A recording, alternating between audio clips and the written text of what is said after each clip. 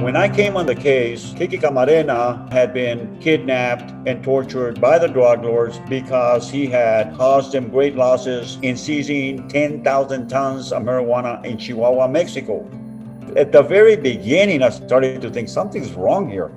In '89, they assigned you to go investigate what really happened with Kiki Camarena, and those that assigned you was the DEA. Why was Kiki blindfolded? And why was he tape recorded? Hector, he says, you don't know what you've gotten yourself into. We killed Kiki Camarena. I said, what do you mean we? You don't see this cartel model slowing down for decades. The women were raped. There was 3 babies left in baby chairs, and they lit fire to the cars and burnt those babies to death. Why were you not afraid of them? I had a reputation of a badass. When the cartel wants to kill somebody, they machine gun him down wherever he's at. You're saying the Mexican government is supporting several of these cartels. They have the backing of the government. Totally. The CIA is inundating our inner cities with cocaine. So who is the person that actually killed Kiki? Did you ever get a chance to meet him face to face? No, but I would love to. You would love to meet him? I probably gave him one beating for Kiki Camarena. Look, if you've been following Vitamin for a while, you know we've had a lot of different kinds of guests, whether it's mobsters from Mob Family, Sammy, a lot of folks from that end. We've had Steve Murphy and Javier Pena, who the documentary, the series Narcos on Netflix. And we've talked about a lot of different topics. Today, my guest is Hector Bereles, who his recent series on Amazon, The Last Narc, as well as a book that just came out September 15, a memoir by the DEA's most notorious agent book. I want to kind of give him a little bit of background for you to know who we're going to be listening to today. He was the former supervisor, DEA supervisor and special agent with 30 years extensive experience in counterterrorism and narcotics enforcement. He is recognized as one of the most highest decorated drug enforcement agent in the history of the Bureau. He received the Federal Bar Association Medal of Valor, the Federal Executive Board Chairman Special Award, and is credited for his handling and solving of the kidnap, torture, and murder of undercover DEA agent Enrique Kiki Camarena by drug traffickers in Guadalajara, Mexico, in which Hector received the prestigious DEA Administrators Award. Having said that, Hector, thank you so much for being a guest on Valuetainment. Thank you for having me, sir. It's a pleasure. I just want to make sure you are not currently in Guadalajara, right? Because I want to make sure you're safe. No, sir. Thank God I'm not there. Yes. Okay. So we want to make sure this interview it starts and finishes on time, and we're able to go through all the questions. So, you know, I was following the story of The Last Narc, and I was seeing what's going on with Amazon, and there almost seemed to be a lot of controversy behind this book that you were launching, where there were a lot of organizations that almost didn't want you to write this book. There were a lot of organizations that didn't want The Last Narc to be on TV. They didn't want people to see it, and some of them were government, and there was some lawsuits going on. Amazon, you know, they didn't want people to know about this. So can you kind of give us the challenges you guys face before getting the story to be released to the public? Well, quite frankly, the CIA, of course, were highly opposed to the story that I'm putting out, which is the truth regarding Camarena's death.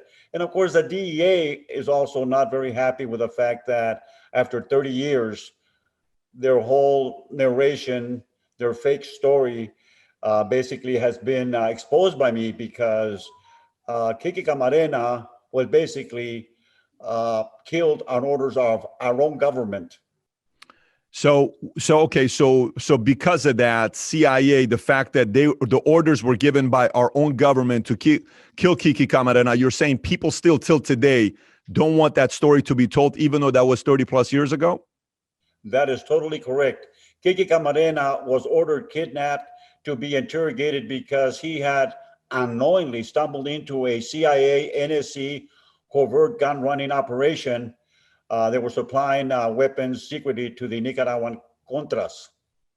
Got it. And so you know how sometimes, like, I'm from Iran, and there was a movie that came out about Iran called Argo, which Ben Affleck was in it. I don't know if you had a chance to see it or not. It was a story about what happened in the revolution in Iran in '79. And they didn't want to tell the story about how this organization came out with a fake movie, and they were able to go to Iran and get a lot of the U.S. Folks that were, held hostage over there. And he was able to release them to a fake movie that they were making. but the story was told 30 years later. Why is it such a challenge that they don't want this story to be told? Because it's not like it's the current president or the prior president. What's their biggest fear if we find out the truth about what happened with Kiki? Well, currently with the FBI being exposed to be basically a corrupt agency, the CIA doesn't want to be accused of being the same thing. They don't want it to be exposed to this date that they were involved in ordering Camarena picked up, interrogated, and subsequently tortured. And of course, the DEA, who was at that juncture working in complicity with the CIA, they were working in partnership, they also did not want it exposed that Camarena basically was ordered, kidnapped, and interrogated by the CIA. Why though? Why? Because it shows complicity on their part. Here, the DEA is supposed to be fighting the war on drugs, and the CIA is the major cartel bringing in like 80% of the cocaine in the 80s. So here we had working for an administration that was okay with funding an unauthorized war in Nicaragua with drug monies. The CIA notoriously, because they don't work under constitutional law, no constitutional parameters, they're not a law enforcement agency. Notoriously, they have basically aligned themselves with criminal cartels, paramilitary groups from other countries, and also intelligence agencies from other countries to do whatever it takes, they say, in preserving the national security of the United States. So Hector, now for some people that haven't read the book or they haven't seen the series on Amazon, is the lawsuit still pending, or that's been squared away and Amazon is now fine and secured with the show continuing to show on Amazon? I understand that they've got it squared away, and there's no pending litigation as far as I know. Got it. Okay. And did you know who wasn't wanting it to go out? Was it directly the CIA that was trying to prevent that from happening? Well, I understand that. I don't want to get into that because basically there's no evidence that the CIA was the one that was pressuring or whatever, threatening Amazon. So I can't say that I know for sure, but I suspect it was the CIA. I'm only saying that is because if that's the case, I mean, it's best for the audience to go see it in case, God forbid, Amazon takes it down and they won't be able to show it. You know, it creates a certain level of urgency for the audience to see what's really in that show. But let's go back and talk a little bit about your career. I mean, you have a Hall of Fame type of a career, you know, and if you were an athlete, you'd be in a Hall of Fame for what the work you've done. You know, they put you on a lot of different lists. Your name is constantly mentioned by a lot of different people. But why don't you walk us back and, you know, share with us a little bit about some of the things you worked on as a DEA agent, and how did the Kiki Camarena project, you know, come to you? Who made the phone call? How did that happen? How did you get that assignment? Well, I was assigned to work in Mexico, and I was sent to the hottest, most dangerous area, which was the Sinaloa area. Back then, it was a hotbed of violence and drug trafficking. And while there, I was involved in the longest shootout in the history of the DEA. I was involved in a shootout that lasted over 2 hours. During the shootout, we killed numerous Mexican, Colombian drug traffickers. And also we had 5 very seriously wounded MFJP agents. We were able to fight the aggression for, like I said, 2 hours. I was able to get the wounded out. And because of that, I was basically brought back to Washington and issued the U.S. Attorney General's Award for Heroism. That kind of put the spotlight on me with the agency. At the time that happened, the Camarena investigation had been going on for about 4 years. They needed somebody that could aggressively pursue the perpetrators and somebody that could basically recruit eyewitnesses.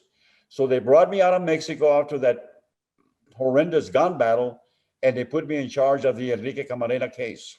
What year was that? That was in 1989. That was in 1989 when you were put on the case. So the 2-hour shootout in Sinaloa was what, 84, 85? 88. 88. So you got the award in 88, and Reagan was president at the time. Yes, I believe it was, yes. Okay. Yes, Reagan was president at the time. So you're in Sinaloa. By the way, where are you from yourself originally? I'm originally from Tucson, Arizona. You're from Tucson, Arizona. And your family, where's your family lineage from? Well, I don't want to put out where my family is because I still have to protect them, but they're in Arizona. But meaning, are you also Mexican yourself? Well, I'm a Mexican heritage, but I was born in the United States. Okay. And my family has been here since the 1700s. Got it. Okay. Got it. Fair enough. I only asked to know that, if that was like when I was in the military and I was in the army, I speak 5 languages. They wanted to send me to Tikrit to go to Iraq because I spoke Farsi and I spoke all these other languages. And it was a leverage for me for them to leverage somebody like me to go there. I'm wondering if the DEA saw you as being the best person to go out there because you can also connect with the community. Well, that was one of the reasons I could connect with the community. I knew the culture. I speak Spanish like a native Mexican. I could travel to Colombia, Bolivia, all over Central South America, working undercover, which I did.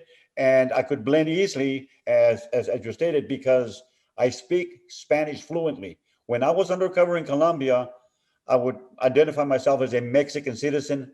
I carried the identifications and credentials of a Mexican individual, and I could easily blend in and out of those countries and pose as a Mexican.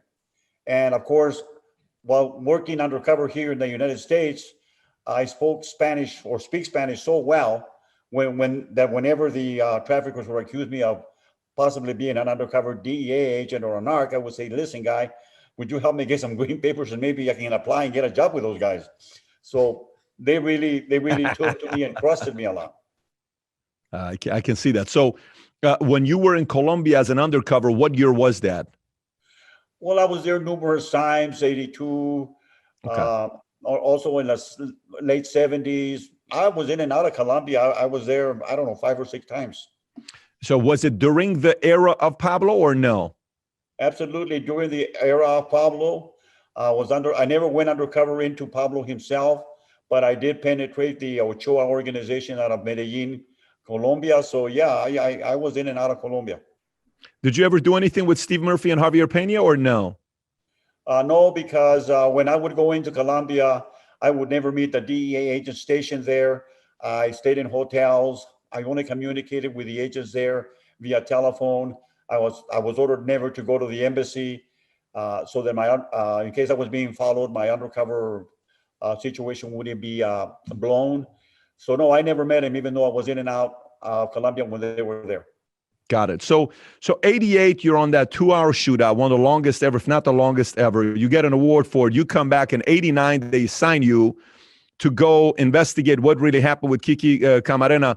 Who assigned you and what is the assignment? Meaning, are they saying, hey, Hector, we want you to find out what really happened to Kiki, and those that assigned you was the DEA. So how was that process of you getting that assignment? It was out of frustration, I think, because they had a specialized team that came out of New York that were assigned here to Los Angeles to investigate the Camarena murder case.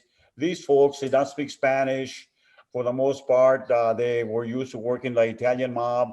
They were an elite group, but they did not understand the culture of Mexico. They didn't understand the corruption and how deep it went. As a matter of fact, one time they brought me in from Mexico to ask me about the corruption. This is the Leyenda team that was investigating the case before me. And they asked me about the traffickers having basically carrying federal agent credentials and badges. And I said, no, they just don't carry the credentials and the badges. They hold the positions. And they go, what are you talking about? What I'm talking about is that they not only carry the credentials and the badges, they actually are assigned 30 federal agents under their command.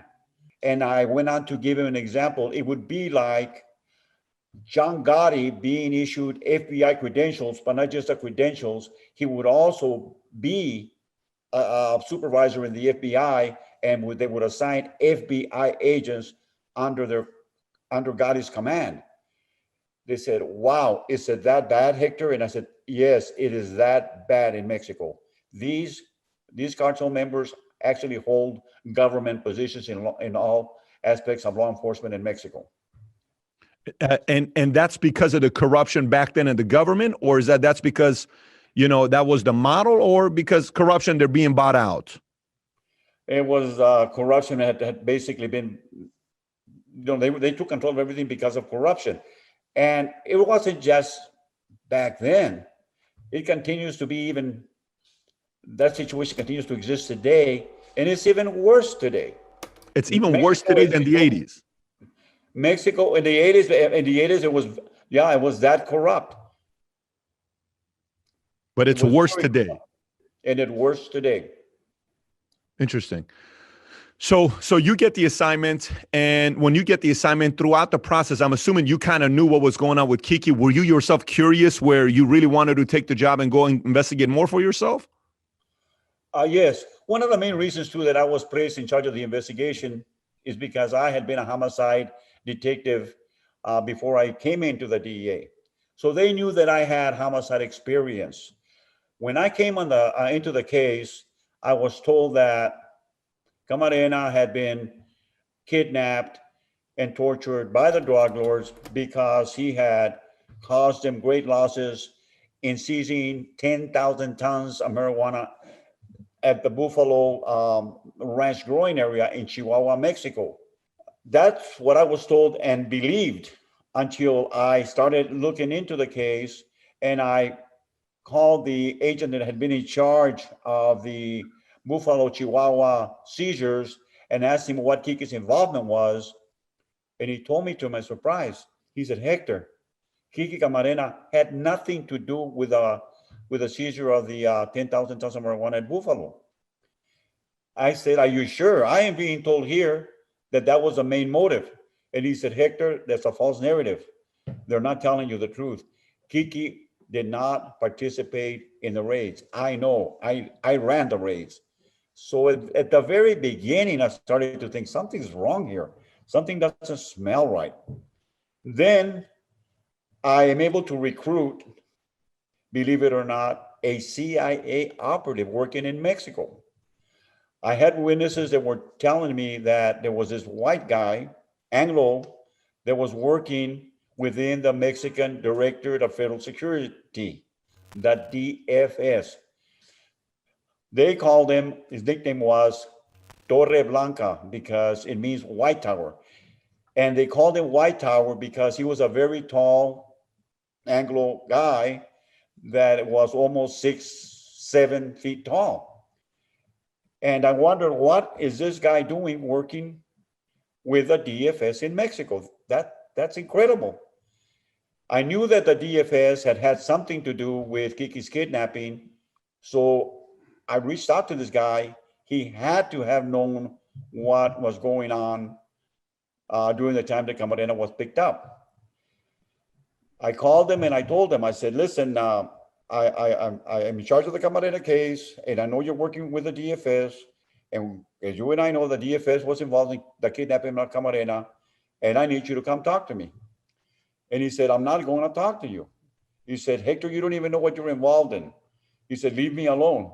And I said, listen, if you don't cooperate with me, I'm going to kidnap your white ass, and I'll bring you up here. And you know that I'm serious, and you know that I'll do it, because I've already kidnapped one guy out of Mexico, referring to Dr. Machine. And I said, I'll kidnap your white ass. So he said, okay. He said, I'll meet with you. He said, you know I can't go down there, because by then I had a warrant for my arrest for kidnapping Dr. Machine, who had injected drugs into Camarena. So he said, okay. He said, what are we going to do? I said, I want to send some of my agents to meet with you in Guadalajara, and I want you to talk to them, but I really need you to come to the United States and talk to me. So basically, I sent 4 agents down there. They set up a meeting at a hotel room in Guadalajara. An agent from Mexico City by the name of Dale Simpson shows up, and he says he's been told to participate in the interview. My agents called me and they said, hey, something strange has happened. He said, another agent from Mexico City just arrived by the name of Dale Stinson, who said he's been ordered to partake in the interview with Harrison. I said, I don't have a problem. Go ahead and let him participate. Well, but this DEA agent named Dale Stinson requested to speak with Larry Harrison alone, without basically away from being observed by my agents. He met with Larry in the hotel room alone. 3 minutes later, Larry Harrison, the CIA guy, comes out and says, "Hey, listen, I want nothing to do with you guys. I don't want to cooperate," and left, upset. My agents then asked Dale Stinson, "What happened?" And he said, "Well, I don't know. I guess the guy's got cold feet. He doesn't want to cooperate after all." And that was it. They came back empty-handed. It took me a year to find this guy again because he went and hid. I finally found him hiding in the Oaxaca mountains of Mexico. I got him on the phone again and I said, "Larry, you need to come talk to me. There's no place you can run or hide. You see, I will always find you. You better come over here and cooperate with me." He said, "Okay, I'll agree to meet with you, but only in the United States, and nobody must know that I'm coming." We flew him to Los Angeles. I met with him. And during my initial interview, he told me, he said, "Hector," he says, "you don't know what you've gotten yourself into. We killed Kiki Camarena." I said, "What do you mean we?" He says, "We both work for the same government. I'm a CIA operative." He said, "And Camarena was ordered, kidnapped, and to be interrogated by my agency, the CIA, and NSC." I almost fell out of my chair. I said, "What are you telling me?" He says, "Yes." He says, "We use the cartels to assist us in picking, in kidnapping him and interrogating him. I did not participate myself, but," he said, "my handler did."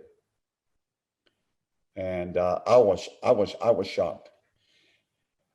I gathered there was something very sinister from the very beginning of the investigation, because I had worked in Mexico, and the drug dealers, they don't take time to kidnap a guy, blindfold him, interrogate him, make copies of the interrogation. When the cartel wants to kill somebody, they machine gun him down wherever he's at. They'll walk into an office, shoot somebody in an office, kill somebody in his car, kill somebody in front of his family in his house. But this was a very sinister, very strange investigation. Why was Kiki blindfolded? And why was he tape recorded? And Harrison gave me the answer, because they wanted to know what he knew. What had happened, as I stated before, Camarena unknowingly, found out that tons of cocaine were being flown into Caro Quintero's ranch in Veracruz. So he started an investigation into that ranch in Veracruz. What Camarena did not know was that that ranch was being used by the NSC and the CIA to train Contras, and they were using that as a transshipment location to ship weapons from there directly to Ilipango, where they were later issued to the Contra freedom fighters. To contact freedom fighters. Okay, let me go back to one thing you were telling the story about. You said, if you don't tell me, Larry, I'm going to come and kidnap your ass, because you know I have a reputation of doing that. So this is 30-something years ago, 81, say 31 years ago, 30 years ago. What kind of a reputation did you have yourself? Were you somebody they feared? Were you cold? Who were you with your reputation you had built in a marketplace, in your world? In my world, I was chasing the big elephants, the big cartel guys in Mexico. I got in numerous shootouts with him. The shootout at the 2-hour shootout that we referred to earlier, that was just one of the shootouts that I had been involved in Mexico. They knew that I was hands-on down there chasing them. I had a reputation of a badass. I mean, they knew that I would go toe to toe with them. They knew that I was not afraid of them, that I was constantly chasing them. Why were you not afraid of them? I was afraid of them, but I had a job to do.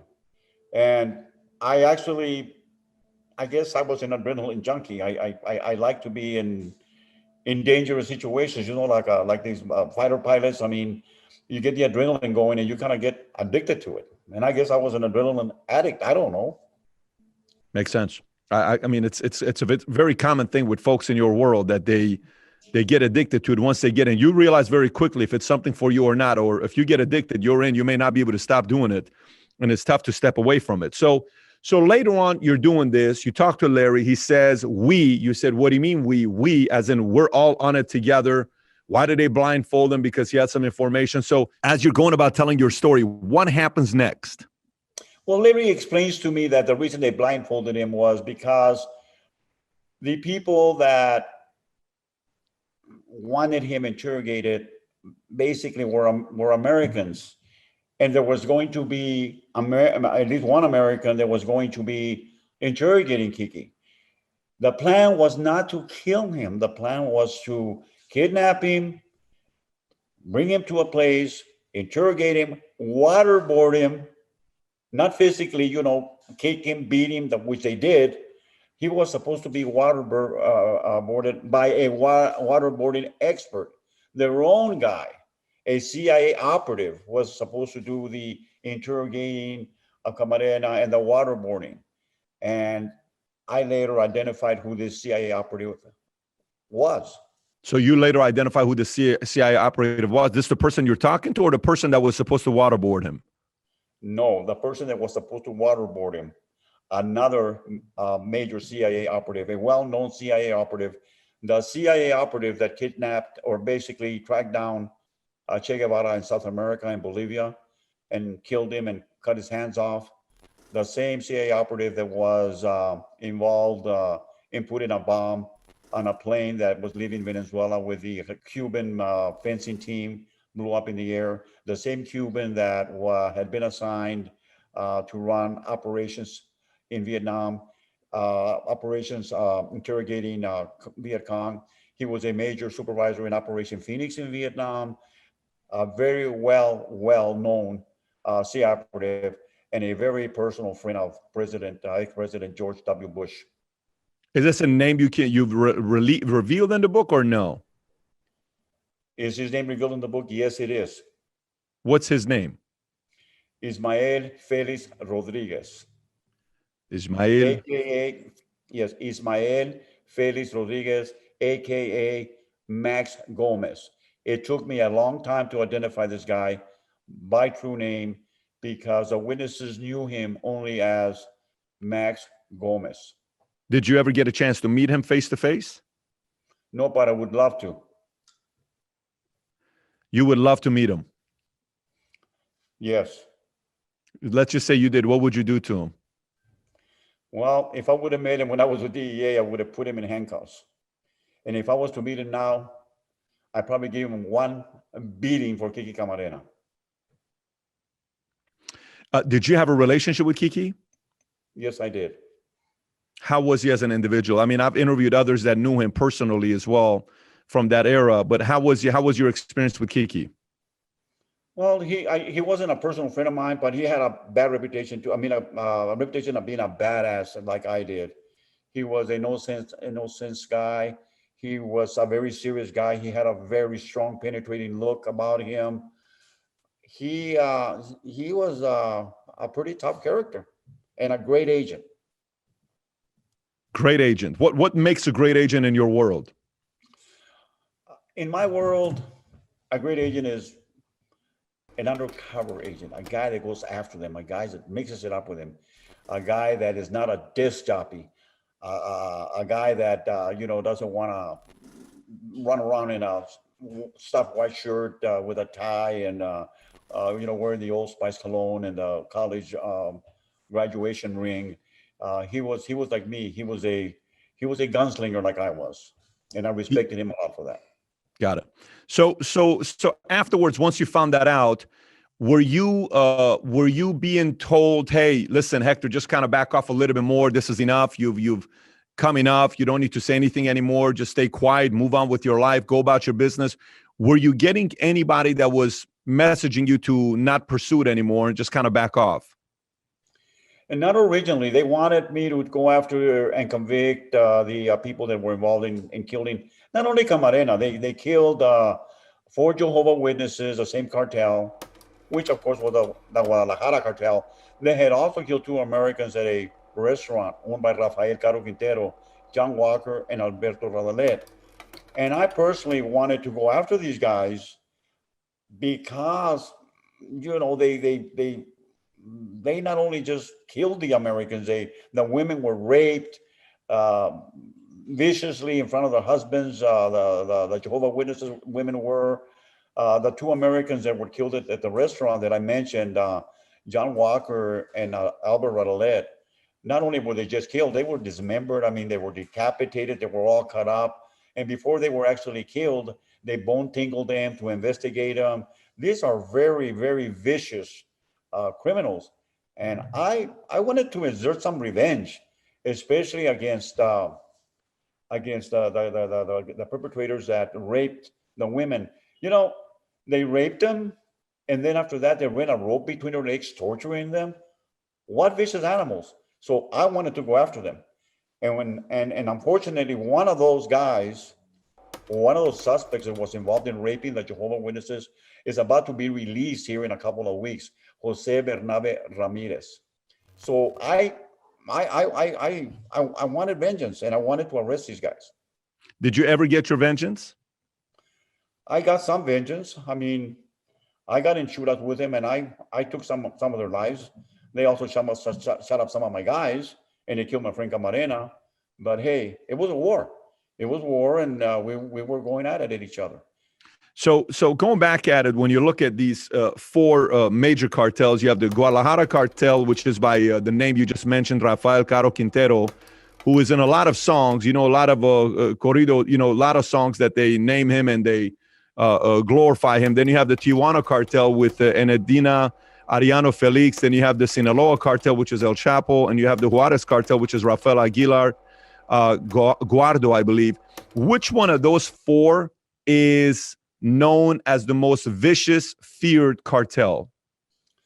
Right now, I would say it's Sinaloa cartel. The Sinaloa cartel is in war with the Chapitos, which is the Chapo Guzman's sons. They're at war with each other right now.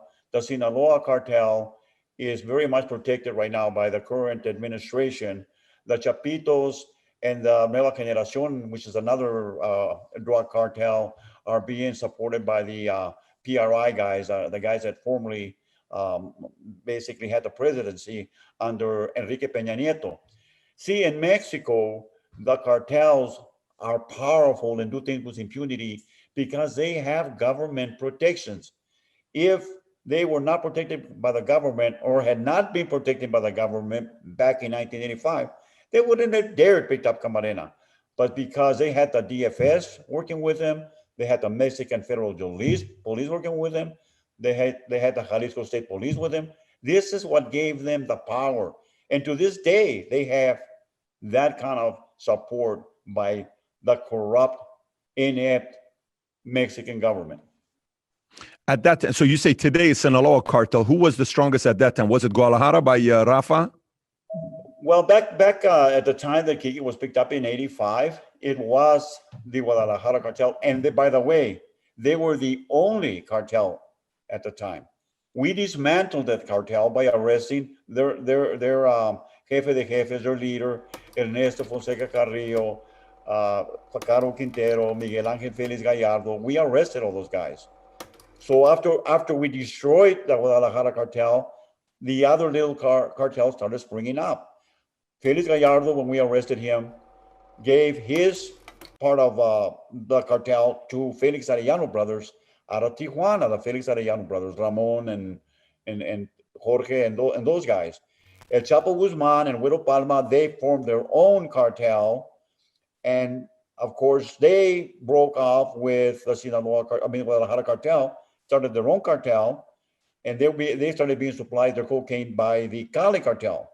Now, the Guadalajara cartel had been receiving their cocaine from Pablo Escobar out of the Medellin cartel. Got it. So when you're saying support, you're saying the Mexican government is supporting El Chapo's son, or several of these cartels. They have the backing of the government. Totally. Okay, so when Rafael Caro Quintero went to jail, I think, I don't know the exact time, he did 26 years, but he went and he did some time. And at the time, did you ever get a chance to meet him and be face to face with him, or no? You never had a chance to meet Rafa? No, I never met him personally. But I was very much involved in his arrest, though, even though I wasn't there. So based on him, how was he at that time? Because, you know, he was very charming, very charismatic, very, you know, almost kids grew up looking up to this guy with the energy that he had. How powerful was he at that time in the mid 80s? Okay, before he was 30 years old, he was not a millionaire. He was already a billionaire. And I know because I found his money. Here is a guy, 28, 29 years old, has access to jets. He bought his own Learjet in Tucson, Arizona. He was very powerful, very, very powerful. But he was very, very uneducated and not very smart. Okay, I'll say that about him. He wasn't very smart, but he was feared. He was absolutely, he was feared. At one time, he was given as a gift a real nice, I heard 38 caliber pistol. And to try it out, he just shot somebody in a bar just to try it out, killed a person. That's how vicious he was. Got it. And when you think about when the story comes out with Kiki, you hear two different names. Both of them are co-founders of the Guadalajara cartel, whether it's Miguel Gallardo or it's Rafa Caro Quintero. So who is the person that actually killed Kiki? Well, they were all involved. They were all there. They all wanted to hear what Kiki had to say. They all participated in slapping him, kicking him, spitting on him, pulling his hair. That type of situation. They burnt him with cigarettes, and they also would open up AK-47 cartridges, pour the powder over his chest and light him up. He was burnt bad. They all participated in, there wasn't, I guess, one of them that didn't go into the room where he was being held. They didn't at least slap him. Everybody was trying to act real macho and kicking and slapping a poor man that was hogtied. I mean, these are real animals. Well, I want to show you a video, and I'm curious to get your reaction on this. When you see this video of Rafa from back in the days, what do you think about when you see this video? I'm curious to get your reaction.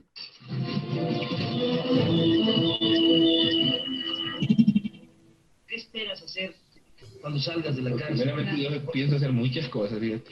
Cuando termine el juicio aquí en México, quieren extraditarte a Estados Unidos. ¿Qué más no será? Pues yo también quisiera muchas cosas, pero no se puede. No debo nada con Estados Unidos. Póngale que sí haga de lo que tengo, que sea de 7, 8 casas que tengo, que sean 2 narcotráfico, pero 6 no son. ¿Por qué el narcotráfico, Rafael? ¿Cómo? No lo ¿Por qué entiendo. te dedicaste? ¿Por qué te Me gustó. ¿Por qué? ¿Porque te daba dinero fácil? ¿Porque...? No, nada es fácil, señorita. No, yo sé que no, pero ¿por qué te gustó? ¿Qué te incentivó? No sé. ¿Cuánto tiempo hace que tienes esta actividad? Hace poco, 1 año o 2. ¿Sientes arrepentimiento ahora? ¿Qué le dijera? Arrepentido nunca estoy. Lo hecho ya está hecho, y ya estoy aquí. ¿Qué quiere que haga? Tengo líneas de trailers, tengo fábricas de bloqueras y eso. Hago como 100,000 bloques diarios. Oiga, Rafael, ¿cuál es su verdadera relación con Don Neto? ¿Cómo lo conoció? Desde que nací lo conozco. ¿Y qué tipo de relación ha llevado? Que somos compadres nada más y socios nunca hemos sido. ¿Cuál es su relación con Felix Gallardo, señor? Una. ¿No lo conoces? No, señor. No lo conozco. ¿Por qué quisiste conocer Costa Rica? Me dicen que era un país muy tranquilo y por lo que veo, no. Así fue. Nosotros te hemos visto en muchas ocasiones sonreír. ¿Te consideras un tipo simpático? No simpático, nada más que me siento seguro de mí mismo. Y pues, contento. Estoy aquí adentro, pero pues un día he de salir afuera. ¿Qué espera de la vida? Pues nada, todo para adelante, nada más lo que espero. ¿Cómo lo ha tratado? What do you think about when you see him speaking in that video? When I think about it, it upsets me. He's I know he's living in a golden cage. He is permitted and taken out to have dinners at restaurants while he's in custody. He's allowed to carry a gun in his cell. He basically living a very nice life while incarcerated. And he knows that sooner or later he'll be able to buy himself out. As you see, he seems very happy. He doesn't seem like he's being punished at all. Now, the challenge is a lot of people say he still has money, but you've seen the interview he did where he said, I don't have any money. I'm broke. People are giving me food. I'm struggling with life right now, et cetera, et cetera. Based on you having more information than the rest of us, do you think he still has a lot of the money he had before in the power, or do you think he doesn't have anywhere close to the power he had back in the 80s? I know he has a lot of money in Panama. If you recall, it was the Panama Papers investigation that came out about 2 years ago. Mm-hmm. He has millions of dollars in Panamanian accounts. When I investigated him back in 85, my team, the Leyenda team, found almost $1 billion that he had at a Luxembourg bank in Germany. Now we seized that money, and we later found out that money also went back then to Ali North in support of the Contras. That $1 billion back then, and this is $1 billion back in the 80s. Back in 1985. Well, 89 actually is when we found it. So they show that there's a $20 million reward on him. Is there still the reward, or was that back in the days? I see the number $20 million all over the place. He is the most wanted agent by the FBI, and there is a $20 million reward for anybody that will turn him in. But nobody's going to turn him in because he is now jefe de jefes of the Caborca cartel. He has recently formed his own cartel out of Caborca, Sonora, and in the last 3 or 4 months, he has killed over 20 people. He himself. Back in the game. So he's back in the game. Yes. And is that proven? Is that something that people know? Yes, it's known. What's his level? Papers in Mexico, the shootouts. Basically, there's been a lot of killings, and he is at war also with the Chapo Guzman organization, with the Chapitos. So they're together. They're united. They're running together. No, they're warring with each other. They hate each other. They're warring with each other. Okay, got it. They can't stand each other. Who's more? But Sinaloa is more powerful than they are today. I believe that the strongest, more prolific right now cartel in Mexico is the Sinaloa cartel, which is being run by El Mayo Zambada. Got it. When you think about the corridos, when you listen to the songs, do you listen to any corridos yourself or no? Yes, I do. Okay, so I have a lot of friends who are from Michoacan or Jalisco or Zacatecas or Oaxaca or any of these places. And I'll sit in the car and they'll play some corridos. And the music, I'm Middle Eastern. I can't help but my hips just start moving itself. It's like automatic, because the music goes. But whether it's the old school Chalino Sanchez or the new school Tercer Elemento, how do you feel when you hear these songs and they're building up Rafa? They're portraying him as a hero. How do you see that when you see the music? It upsets me a lot, especially the one where it's titled Yo no maté a Camarena. I didn't kill Camarena, when we know he was very much involved. As a matter of fact, when Kiki was basically in agony, Fonseca, who was the jefe de jefes, ordered him basically taken to a hospital. That's when they brought in Dr. Mashine. Kiki was not supposed to be killed. And so Fonseca was very upset that Kiki had been tortured so severely, and he ordered Mashine to go ahead and take him to a hospital. And Caro Quintero intervened, and he said, nope, he's not going to no hospital. He's a DEA agent. We cannot, take that chance of taking him to a hospital. Fonseca said, but he's going to die. He says, I don't give a shit. Let him die. And Fonseca was so mad that he slapped Caro Quintero so hard in the face that he almost knocked him down. As a matter of fact, my witnesses, which were some of the pistoleros, they all went for their guns. And of course, Caro Quintero's gunmen also went for their guns. And according to what they tell me, they would have outgunned Carlos Quintero's guys because there was more of them providing protection for Fonseca than Carlos had protecting him. But Carlos Quintero is a dummy, because can you imagine, had they not killed Camarena, how big they would be now? How big would they have been? Oh my God. They would basically be controlling the whole government of Mexico. As it was, I mean, they entertained presidents. They would make trips to Los Pinos, which is Mexico's White House. I have two witnesses that went with Fonseca to meet with President de la Madrid on a couple of occasions at Los Pinos. This is the kind of influence they already had. So, you said earlier that the cartel is stronger today than before. Why do you say that? Why do you say the cartel is stronger today than before? Because we have access to better technology. There is better ways to do surveillance. Why do you think the cartel is stronger today than before? Because in the old days, when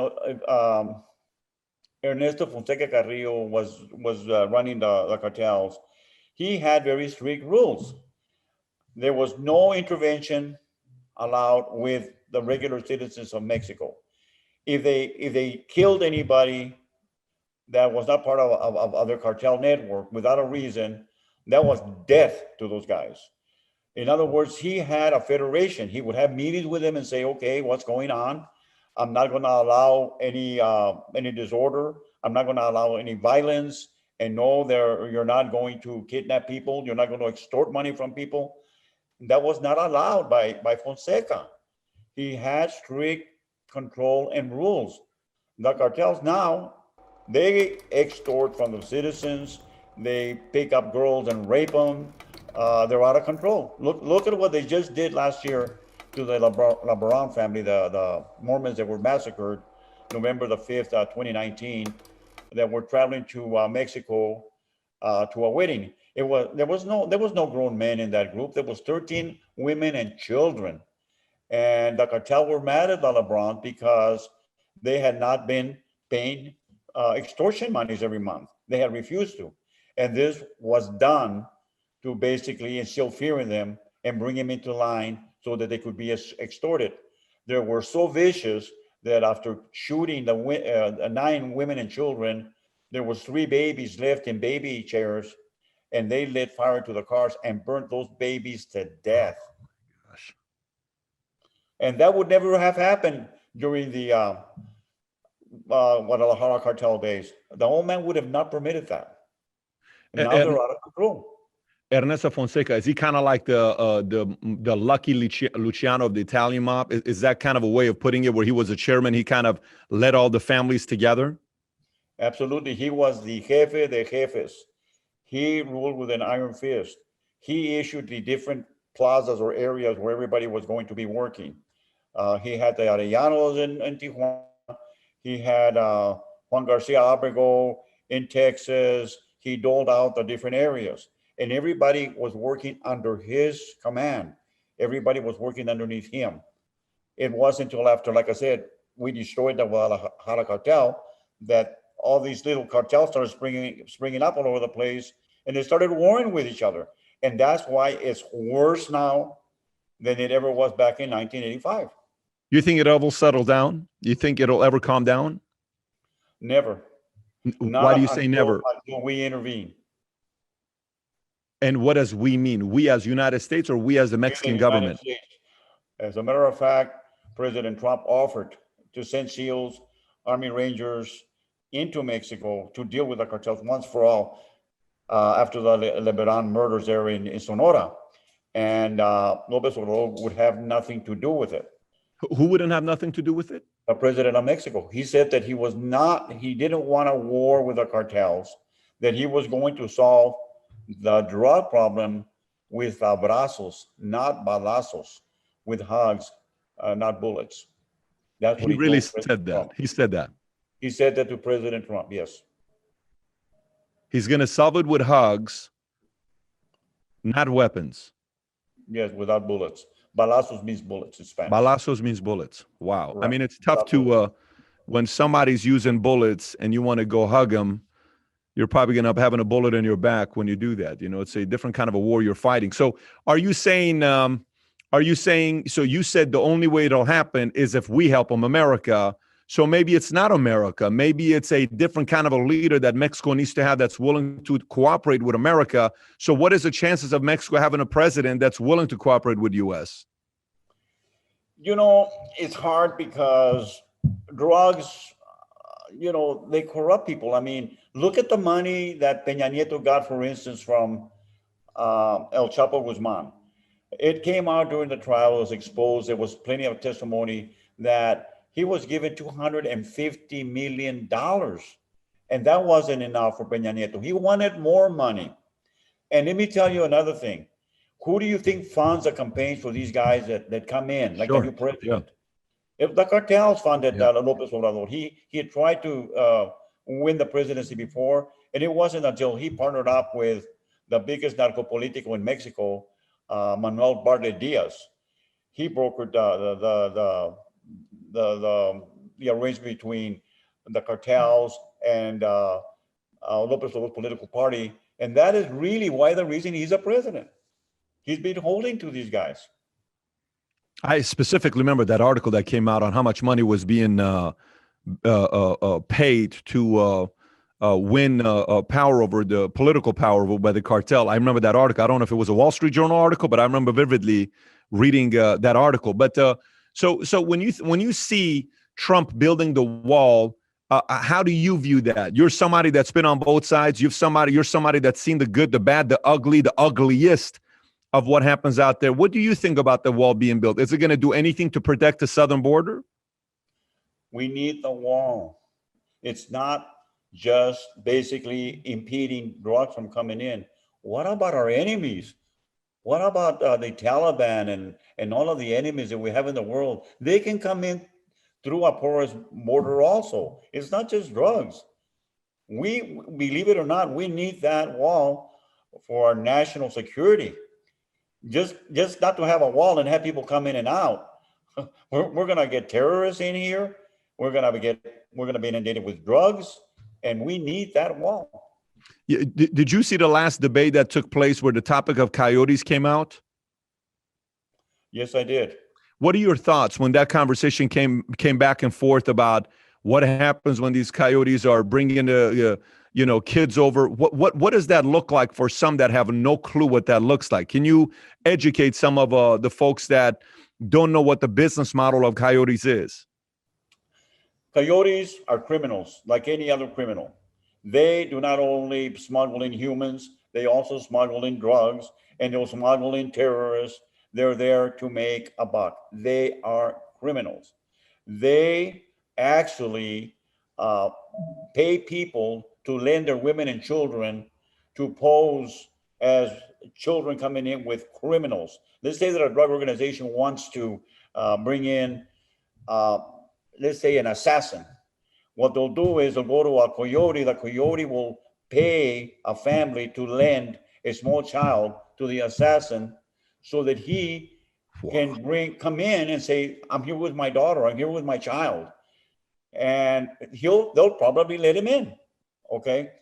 So coyotes are criminals like any other criminal. They're there to make an illegal dollar, and they'll do anything to include bringing in drugs, to include providing drug traffickers with children so that they could basically claim they're their kids. They're into all of this criminality. How do you know this yourself? You know this because you've seen it, you witnessed it, or you hear about it from your peers? I investigated it even back then. It was happening back in 85. This is nothing new. They've used these tactics and techniques since way back. And you think the wall is going to help that, minimize it? Absolutely. I think it'll help. It's not going to stop it. They're always going to figure a way to bring in drugs and basically bring in humans, do the human trafficking. They're just going to find another way to do it. They'll either fly him in or bring him in by boat or dig more tunnels, as we've seen. They will always figure out a way to get their drugs in. So last thought on this topic before we move on. So based on what you're saying is, you You don't see this cartel model slowing down for decades and decades and decades. That is correct. As long as there's a demand for drugs, there will be those that are going to provide them, the cartels. It's not going to stop in Mexico until we go in and clean it up. And I don't even know if this country really wants to clean it up. This has been going on for years. Our CIA, everybody knows, inundated our country with cocaine. Our CIA was the biggest cocaine cartel in the late 80s and into the 90s. They created a generation of crack addicts in the inner cities. Look at all the violence that came behind all of that when you had the Bloods and the Crips killing each other over drug turfs. Look at all the, please, look at all the overdoses. Look at all the families that were affected by the CIA inundating our inner cities with cocaine. How do you think I felt as a DEA agent when I was told, go arrest that person, anybody, white, black, that doesn't matter, go arrest him. He's got 10 ounces of cocaine for sale. I would go arrest him, take him to trial. He would get 15, 20 years in prison. Then we would go and stop a plane that had 20 tons of cocaine, and it was a CIA plane with a CIA operative. And we were told, oh, don't do nothing to him. That's a CIA operation, leave it alone. We knew they were inundated our cities with cocaine. I knew it. I was involved in the Blandon race in the 80s. Danilo Blandon, who was a Contra official, who was inundating South Central with cocaine. He was the one that was supplying Highway Ricky Ross with hundreds of kilos of cocaine. Yeah, we've had Rick Ross here as well, and we've had conversation with him too before here. Let me ask you, which one of the former presidents of Mexico was close to being able to go against the cartel and he wasn't afraid of it? For instance, Vicente Fox, or was there ever a Mexican president that there was a slight chance of things changing in Mexico? Or no, any president that gets in, they're pretty much bought out? Not in my time. When I was with DEA, we always had information that the presidents were protecting the drug lords and were getting money and also drugs for their personal use from the drug lords. Got it. Okay. Last question here before we wrap up is, have you seen the show Narcos, both Colombia and Mexico? Yes, I have. How accurate is it from somebody that's been in that world, from your eyes? It's all, I would say it's like 90% creative writing. Most of it is not true. I don't like show because they glamorize the drug lords.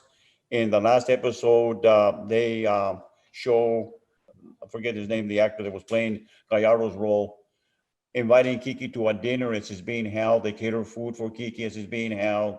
And he's asking Kiki to please cooperate. Yeah, it was Diego Luna, the actor that was playing that part. I wanted to vomit. You know, why do they do this? Why do they want to glamorize a stone killer, a sociopath, which is what Gallardo was? Why do they do that? That's not true. Kiki wasn't even offered a glass of water. Please give me a break. You can tell there's emotions there with you. I mean, you're someone that was involved, and it's easily felt just listening to you here from where you're at. So, you know, I'll give you the last thoughts here right now. Just to know that our audience has seen a lot of different stories. They've sat here and watched Steve Murphy and Javier Pena. They've sat here and listened to Sammy, the Bull Gravano. We've had a lot of different mobs. We've had people that are political. We've had presidents on. We've had billionaires on. What are your final thoughts you want to say to the viewer on the relationship between U.S., the borders, Mexico, southern borders, cartel? What are some final thoughts you want to leave the viewer with? What I want to leave the viewer with is this. I cannot believe that to this day, there are identified suspects in the murder of Camarena in our country that have not been indicted and arrested. I tried to arrest these folks, and I was told to back off. And I think it is time that the American public know that our government has not protected them from these cartels.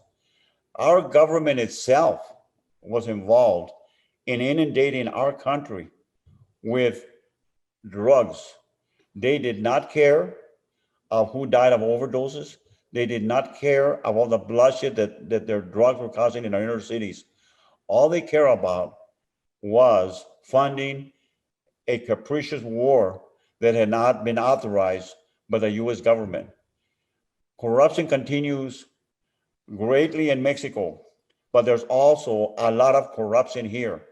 I was hoping that with my documentary, The Last Narc, that it would basically get the attention of people and say, what are we doing here? Why are these people that were involved in Kiki's murder, like the CIA operative and an American corrupt agent that set up Kiki, why have they not been arrested and, put to justice?